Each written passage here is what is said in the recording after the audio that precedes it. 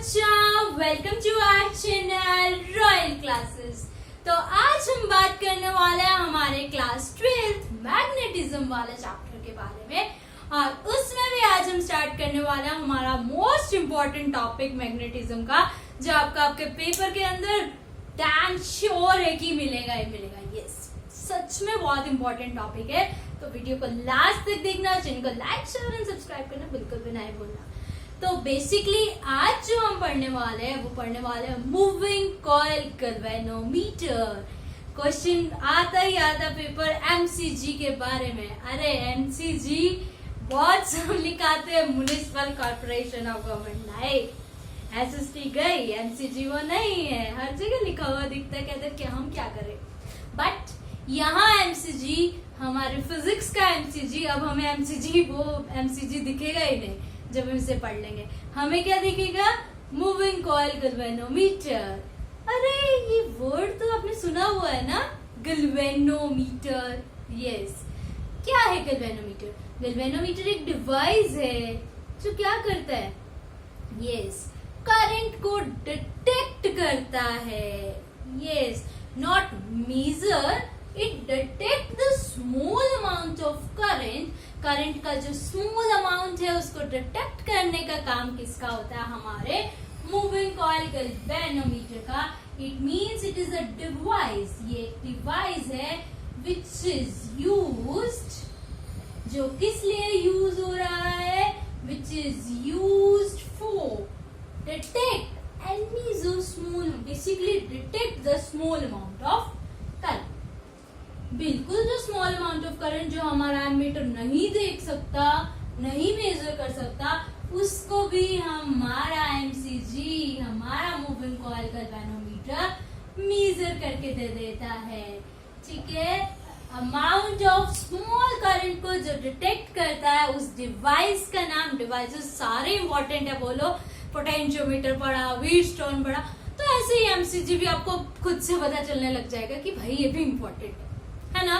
तो क्या है ये? हमारे पास एक ऐसा डिवाइस जो स्मॉल अमाउंट ऑफ करंट को मेजर करके देता है, उससे हम लोग बोल देते हैं मूविंग कॉइल गैल्वेनोमीटर। अब आता है इसका प्रिंसिपल क्या है, किस चीज पे ये हमारा एमसीजी काम करता है। ठीक है, तो बेसिकली हम क्या सीख रहे हैं? What is the main principle for MCG? MCG that is moving coil galvanometer का प्रिंसिपल क्या है? अब इसका जो प्रिंसिपल मैं आपको बताने वाली हूँ, जिसने लास्ट वीडियो नहीं देखी है उसे तो लगेगा अरे क्या बोल गए ऐसा। बट जिसने लास्ट वीडियो बहुत अच्छे से देखी है उसके लिए बहुत इजी टॉपिक है, क्योंकि वही उसी चीज पे ही हमारा एमसीजी काम कर रहा है। क्या था वो चीज? उसने बोला था जब भी एक करंट कैरिंग कॉइल को, ठीक है, when a current carrying coil placed in a magnetic field, जब भी एक करंट कैरिंग कॉइल को हम लोग मैग्नेटिक फील्ड में प्लेस करते हैं, placed in a magnetic field, then it exert, तो वो क्या एक्सर्ट करता है? It exert tau, it exert torque, तो वो एक्सर्ट करता है टॉर्क। ठीक है, जब भी किसी करंट कैरिंग कॉइल को आप मैग्नेटिक फील्ड में रख दोगे तो वो हमेशा क्या एक्सर्ट करेगा? टॉर्क एक्सर्ट करेगा। मतलब मैग्नेटिक करंट कैरिंग कॉइल, इसको रखा आपने मैग्नेटिक फील्ड में, रखते ही इसके अंदर टॉर्क प्रोड्यूस होगा, मतलब there is a turning effect of force का टर्निंग इफेक्ट आ जाएगा। ठीक बात, इतनी बात clear? This is the main basic कि भाई होता क्या है, और जब आप इसको किस प्रिंसिपल पे हमारा एमसीजी काम करेगा। अब डिवाइस है तो डिवाइस की तो कंस्ट्रक्शन होती है। अब हम बात करेंगे कि ये कैसे बना है, इसके अंदर हम क्या लेके चलते हैं, किस तरह से हमारा एमसीजी जो है वो बना है। ठीक है, तो अब बेसिकली हम लोग क्या किसके बारे में बात करने वाले हैं? About the construction of MCG, moving coil galvanometer. तो पहली कंस्ट्रक्शन में हमने क्या बोला? भाई मैग्नेटिक फील्ड में रखना है, रख दो मैग्नेटिक फील्ड में, नॉर्थ साउथ। सबसे पहला कंस्ट्रक्शन में पार्ट क्या आया? Magnet, that is magnetic field create करिए। मैग्नेटिक फील्ड हम किसकी हेल्प से क्रिएट करते हैं? मैग्नेट्स की हेल्प से। अब क्या करना है? अब हमने एक छोटा सा हमने ले लिया cylindrical soft iron core. Soft iron की एक कोर ले ली है छोटी सी, ठीक है।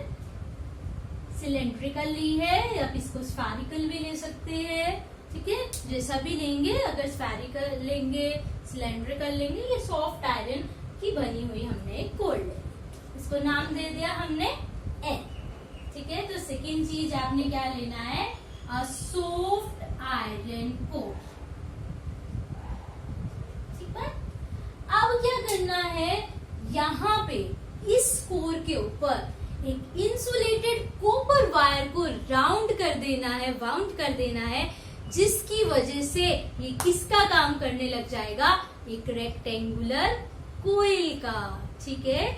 जैसे हमारे पास ये है सिलेंड्रिकल, इसके ऊपर हमने क्या किया? इस तरह से कॉपर वायर को लपेट दिया। जैसे ही कॉपर वायर को हमने लपेटा तो ये जो कॉपर वायर है इस तरह से लपेट दिया, इंसुलेटेड कॉपर वायर, ठीक है। तो ये इंसुलेटेड कॉपर वायर हमने जब वाउंड कर दिया रेक्टेंगुलरली, तो ये किसका काम कर रहा है? A rectangular coil. किसकी तरह काम कर रहा है? रेक्टेंगुलर कोइल की तरह काम कर रहा है, ठीक बात। अब क्या करना है? इसका दो एंड हो गए, है ना। इसको नाम दे दिया हमने P Q R S1। P Q R S1 is a rectangular coil. This one is L, soft iron core. अब इसको क्या किया हमने? एक स्प्रिंग के साथ अटैच कर दिया। ये हो गया हमारा स्प्रिंग के साथ attach. S is what? A spring. Spring के साथ इसको कनेक्ट कर दिया। अब क्या होगा इस स्प्रिंग के साथ? कि भाई इसके अंदर अच्छे से ये रोटेट कर सके, दैट्स व्हाई हमने इसको कर। इसका जो अपर एंड था उसको हमने क्या किया? एक वायर के साथ, and that wire is named as phosphor bronze. क्या बोलते हैं इसको? फोस्फोर ब्रोंच, ठीक है। ये फोस्फोर ब्रोंच की ही लेनी है। क्यों लेनी है? बिकॉज ये बहुत ज्यादा स्ट्रोंग होती है and it has high tensile strength, ठीक है। तो आपने एक वायर के साथ इसको हमने बांध दिया, किसके साथ? फोस्फोर ब्रोंज के साथ। एलॉय की वायर ले ली, फोस्फोर ब्रोंज। और क्यों ली? अगर कोई बोले इसी की क्यों ली? Because it has high tensile strength, strong है, जिससे अगर कोई चीज भी अगर रोटेट हो रही है तो उसको दिक्कत ना आए, वो आराम से घूमती रहे, वरना घूम घूम के वो चीज टूट ना जाए, है ना। कोई चीज भी धागा है, धागे से हमने लटकाया, घूमे जा रही हवा की वजह से, तो वो टूट जाएगा। बट फॉस्फोर ब्रोंज स्ट्रोंग है तो वो नहीं टूटेगा, ठीक बात। अब क्या किया? इसको टोरोजन हेड के साथ हमने ज्वाइन कर दिया। एक H ले लिया, टोरोजन हेड। जो टोरोजन हेड क्या करेगा? इसको रोटेट करने में हेल्प करेगा। टोरोजन हेड क्या है? H है, जो इसको रोटेट करने में, इस कोइल को जब आपने मैग्नेटिक फील्ड में रखा तो ये रोटेट करेगा, क्योंकि इसके ऊपर फोर्स लग रहा है, मतलब टाउ लग रहा है। रोटेट किया, तो रोटेट करने में हेल्प करने वाला कौन होता है? टोरोजन हेड। यहाँ तक क्लियर? अब क्या किया हमने? इस पूरे को एक इंसुलेटेड के अंदर बंद कर दिया। यहाँ पे लगा दिए टर्मिनल, जो आपके होते हैं ना पॉजिटिव नेगेटिव, जिससे हम कनेक्ट करते हैं। यहाँ लगा दिया हमने टर्मिनल T1 एंड T2। 6 चीज हमने क्या की? हमने टर्मिनल T1 एंड T2 को अटैच कर दिया ये काम भी। अब क्या करना है? इस स्प्रिंग, जो ये स्प्रिंग है, इस स्प्रिंग को T2 के साथ जोड़ दिया, क्योंकि कोई तो चीज इसको पकड़ेगी, पकड़ लिया। अब रह गया हमारा T1। T1 किसके साथ ज्वाइन हो जाता है? हमारी हेड के साथ। इस पूरे को हमने क्या बोला? The construction of moving coil galvanometer. अब जब ये रोटेट होगा there will produce magnetic field, और वो मैग्नेटिक फील्ड कैसा आता है, रेडियल मैग्नेटिक फील्ड। कैसा आता है वो, जैसे नॉर्थ साउथ हमें क्या चाहिए, रेडियल, मतलब अलोंग द रेडियस। इस तरह से ये रेडियल मैग्नेटिक फील्ड जो है वो प्रोड्यूस होता है किसके अंदर, एक करंट कैरिंग रेक्टेंगुलर कॉइल के अंदर। ठीक है, तो अभी क्या बोला, अगर ये कॉइल सिलेंड्रिकल है तो स्फेरिकल होगा, अगर कॉइल रेक्टेंगल है तो ये सिलेंड्रिकल हो जाएगा। ठीक है, स्फेरिकल है तो सर्कुलर, सिलेंड्रिकल है तो रेक्टेंगुलर कॉइल बनेगा। ये सिर्फ हमने इस वजह से लिया। ठीक है, अपन ने सिलेंडर लिया था तो कॉइल क्या बना, रेक्टेंगल। अगर हम लेते स्फीयर, ठीक है, तो कॉइल क्या बनता, सर्कुलर। ठीक है, ये चीज आ गई आपको समझ। ये हमारे पास किसके बारे में था, हमारा कंस्ट्रक्शन। अब क्या किया हमने, इसकी थ्योरी एंड वर्किंग की। थ्योरी एंड वर्किंग में सबसे पहली बात हमने बोला कि हमने एक कंडक्टर ले लिया है PQRS1।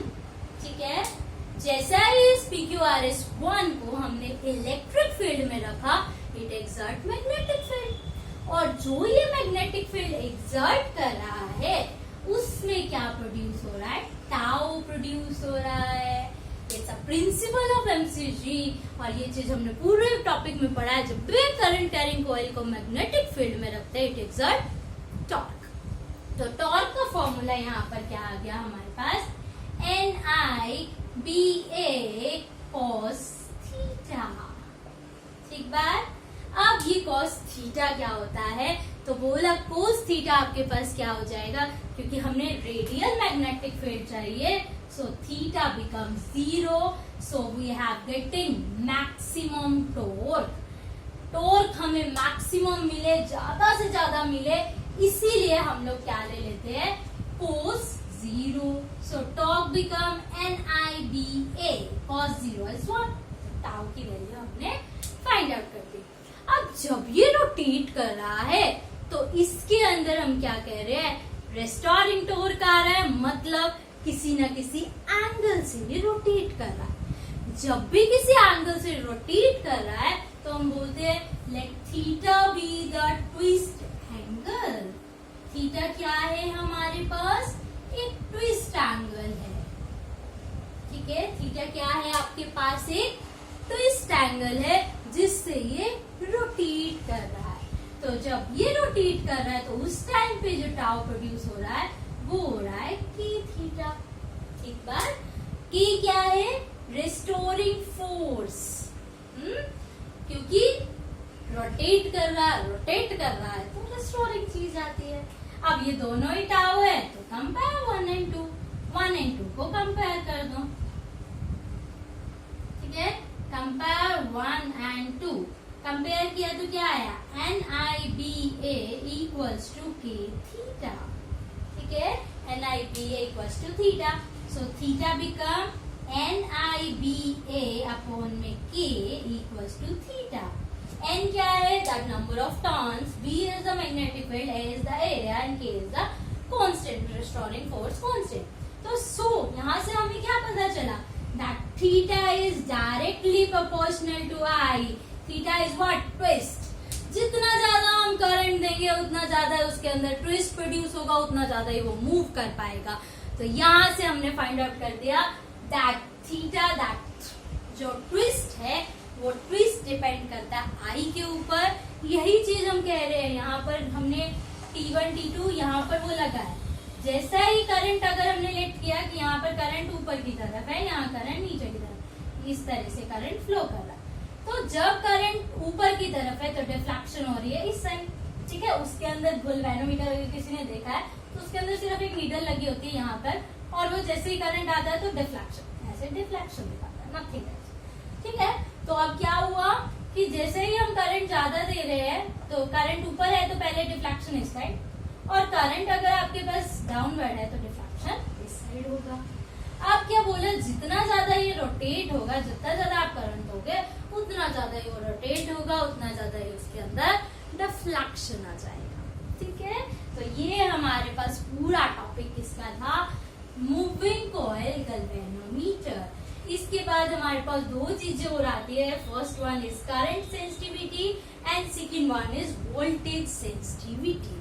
क्या होता है अगर हम बात करें current sensitivity and voltage sensitivity की, तो करंट सेंसिटिविटी या वोल्टेज सेंसिटिविटी हमारे पास जैसे करंट सेंसिटिविटी हुआ IS, तो theta by I. Theta by I जो है वो क्या हो जाएगा हमारे पास करंट सेंसिटिविटी. अगर वोल्टेज सेंसिटिविटी की बात करें तो वोल्टेज सेंसिटिविटी क्या हो जाएगा VS equals to theta by V. Theta क्या है radian, so unit is radian per ampere और इसकी यूनिट क्या आ जाएगी रेडियन पर वोल्ट. ठीक है, तो यहाँ से हम लोग निकाल देते हैं कि भाई कितना करंट उसमें अच्छे से जा रहा है, पास हो रहा है. जस्ट एक रेशियो है. ठीक है, तो इस पूरे को हम लोग क्या नाम देते थे moving coil galvanometer, that is MCG. होता क्या है, उसकी कंस्ट्रक्शन क्या है, उसकी वर्किंग क्या है, सब हमने देखा. बहुत इंपॉर्टेंट है, आपने इसको बहुत अच्छे से 2-3 बार शायद देखना है और बहुत अच्छे से करना है क्योंकि आपके पेपर के लिए, आपकी चीजों के लिए बहुत इंपॉर्टेंट होने वाला है. तो इसी तरह की वीडियोस को देखने के लिए चैनल को लाइक शेयर एंड कमेंट करना बिल्कुल भी नहीं भूले. Thank you.